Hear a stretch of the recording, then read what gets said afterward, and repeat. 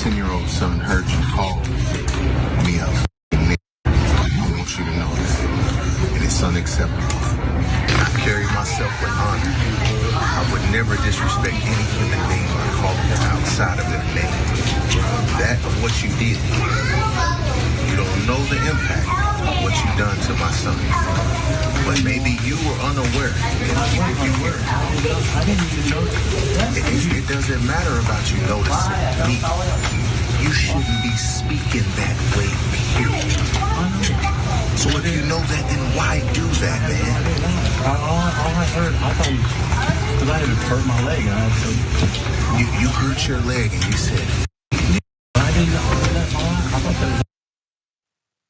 If you couldn't tell, that's an associate at Dillard's there down in Houston talking to a black father who had to confront him because that associate called he and his son and his entire family effing N-words because the boy bumped into his leg.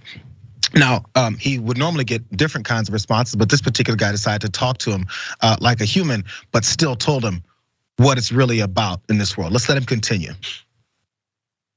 How long have you worked here? Over 20 years. Over 20 years, and you're acting that way. You don't know what young man. I have grace and honor, and I was raised with morals and values. But I lost a lot. I lost my mother. I lost my mother-in-law. I lost my sister. All last year. You don't know what mental state the next human being could be in, and it wouldn't be a cop.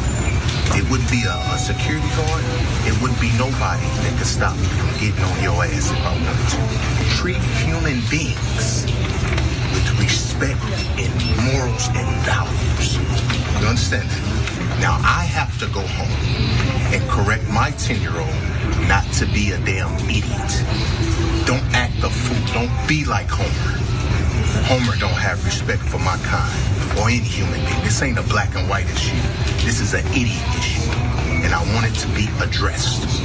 So I told your supervisor, we have everybody heard you say it. So I want the whole store to know you was dead wrong. And I just bought this stuff at Dillard's with Homer working here.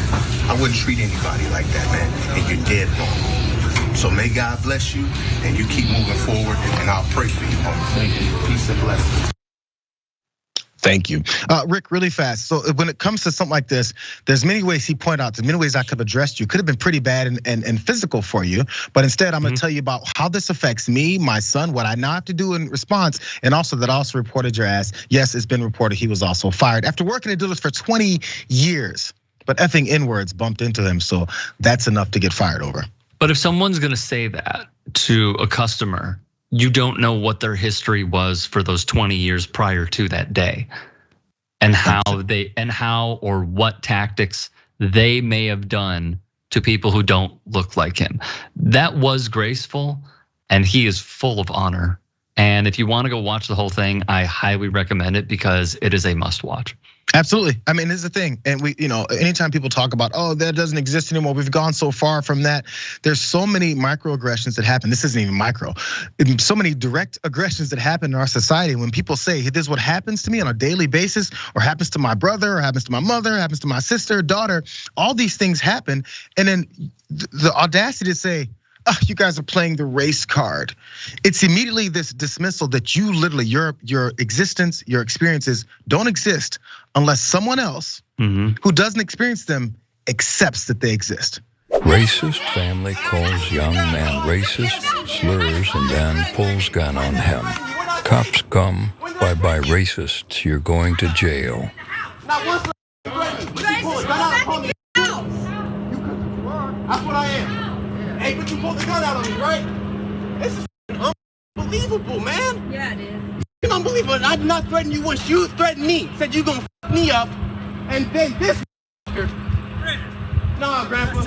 Because I hate that we live here. To go work out. That gentleman right there. Side step to your left. Me coming back. Man, put your hands up.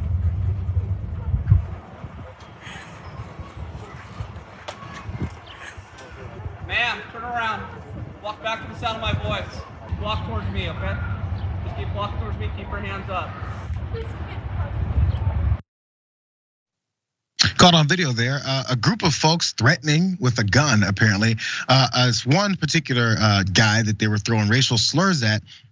This guy that was very upset and said, I can't believe this is happening and this always happens here. This is crazy. And ironically, crazy enough, the police did show up and they arrested the folks that were drawing guns on people because they're protecting themselves or they aggressively trying to tell someone, I will kill you. The man who recorded that whole thing did have an explanation of what happened and did give us some detail behind all of this. So there's more to this, let's watch. So here's a little backstory of what happened. My wife called me right before I got there and she's like, hey, someone just sped by the neighborhood and a bunch of the neighbors got mad and they got into a little argument. So just drive up safe. I was like, okay, no problem. So I pull in and go inside, and then as soon as I get inside, I just hear someone yelling outside. And I just hear someone yelling the N-word. I just hear him say, like, you call me N-word, you call me? It's like, go outside. And that's when I see what the video I got where they're chasing after him. This dude just comes out of the house and he's like, yeah, that's what you are. And pulls out a gun, has a gun, just aims it right at him and starts walking towards him. The young man just starts freaking out. Notably, like freaking out, like this guy just pulled a gun on me. I just ran over and I just grabbed him and hugged him and just started saying, like, I got you, man, I got you, calm down, it's all right, it's all right. You didn't do anything wrong, you didn't do anything wrong. It's up, I can't imagine. And the cops showed up and they were SWAT team, I mean, guns drawn, and immediately take the black kid and start putting handcuffs on him and sit him down. And I was like, no, he's the one who called. He's the one who called. Don't fucking do that. And we got into a little thing.